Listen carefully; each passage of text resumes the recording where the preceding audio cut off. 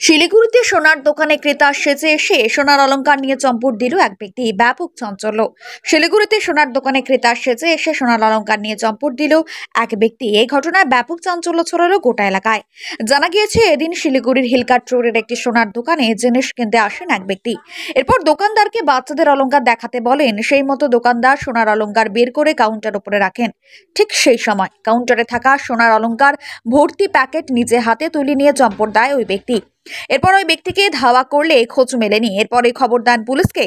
এই খবর পেয়ে ঘটনাস্থলে ছুটে যায় শিলিগুড়ি মেট্রোপলিটন পুলিশ। এরপর পুলিশ গোটা এলাকা এবং ওই দোকানের সিসিটিভি ফুটেজ খতিয়ে দেখেছে। সোনার দোকানের মালিক বিনয় কুমার বলেন, কিছু বুঝে ওঠার আগে সোনার অলংকার ভর্তি প্যাকেট নিয়ে চম্পট দেয় ওই ব্যক্তি। তাকে পিছু নিলেও তাকে ধরা যায়নি। প্রায় 2.5 লক্ষ টাকার সোনার অলংকার চুরি হয়ে গিয়েছে।